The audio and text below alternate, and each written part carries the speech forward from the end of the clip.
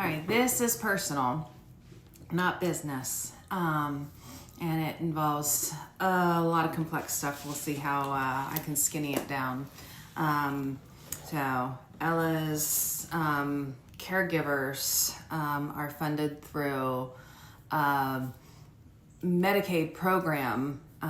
It's a waiver program because of her complexities, and we're able to get our caregivers. And thankfully, a number of years ago, we got the ability to not use an actual nursing agency, but instead, I have the ability to hire, train, schedule, and approve the timesheets for my employees. I also decide on rate based on their experience up to whatever our threshold level is that we're permitted to pay within our approved budget. But there is a financial intermediary that is required with the state or with this type of program. And at the time we signed on, there were like very few, if just this one company choice. And for a financial intermediary, their payroll system and technology is so antiquated. I literally have like 5 different types of reminders set for me to go in and review and approve timesheets, because there's no automation. Like in the day that we have so many notifications that like blast us about things constantly, there's not one notification that happens from this payroll company if I miss a deadline to approve their timesheets, which I have, which actually in July brought to light a payroll problem. And because of that problem, and we resolved a lot of them, it's taken so much time. And I pulled in my assistant, Lou, to actually go back and reconcile each one of our, we call them employees, they're our team. So each one of our caregivers for the time that I had approved, because I review and approve every single timesheet, and I go back to our schedule and double check, because God forbid there's a minute of overlap in a shift change, it'll get rejected anyways. Sorry, I digress. So I had her go back and reconcile for the last few months, for each caregiver, the time approved versus the time that was, and when I say time, hours, the hours that were paid out versus the pay rate. Didn't think I needed to check the pay rate, but apparently I did need to check the pay rate, because this is where this whole thing stems from.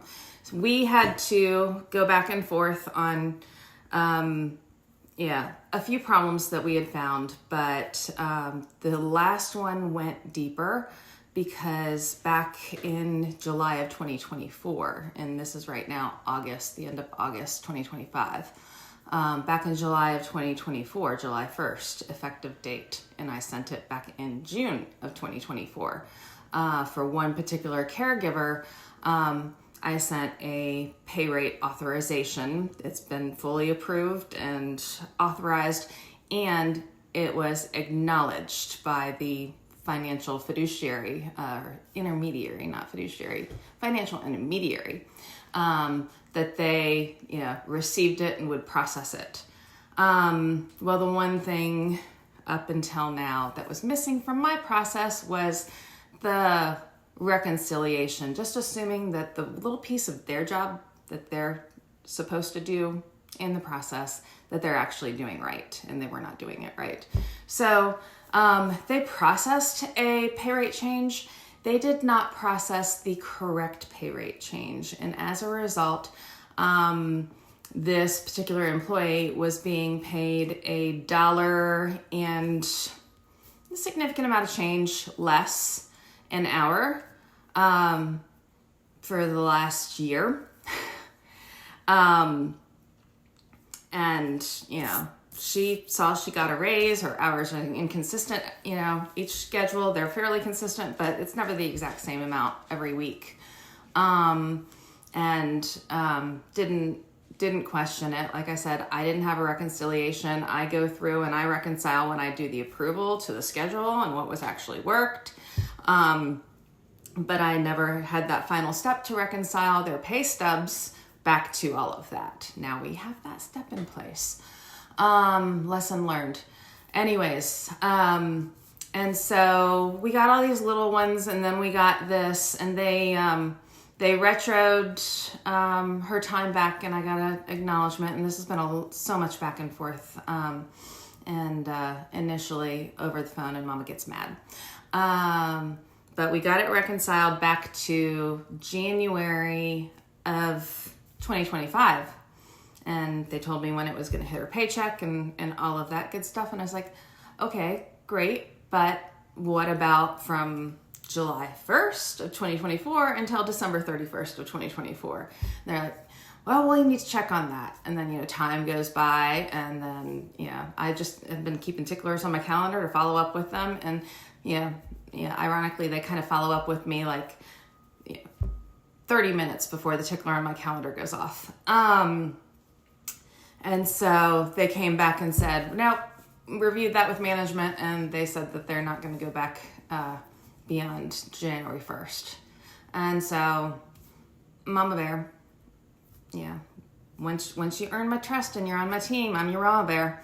Mama Bear gets pretty irate.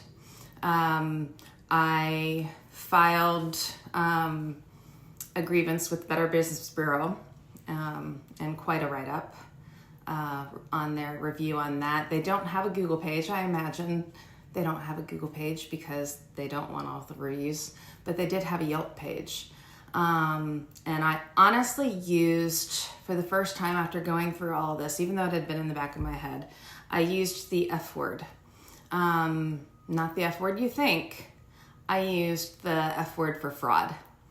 When I was filing these grievances and these reviews, because when I looked back on all the Yelp reviews, there was a trend. We were not the only ones that had this payroll, didn't quite pay you enough problem. And when I saw the trend, I was like, there's a problem here. This needs to be investigated. And I just got a phone call,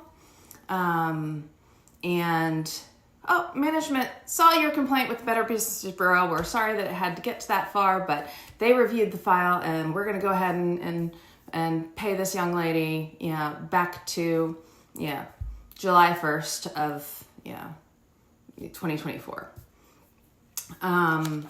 And the hours in total that she was shorted were over 700. And then the 2024 hours were over 450. And so, when you add it up, we're talking maybe about $1,000, and but you know what? That's money that was earned. And they screwed up, and they were not owning up to it. And I was not okay with that. And my assistant just finished some reconciliation. It's on my desk to take a look at, as to, what are these number of hours, so I could file a formal complaint with the North Carolina Medicaid Ombudsman. And who else? I was going to talk to my state and U.S. Representatives, based on kind of thinking there might be a trend there. Yeah, all that was written in my review, and my emails, everything until this phone call has been just over email after my initial problems, and having it documented just made more sense. Anyways, so I am very happy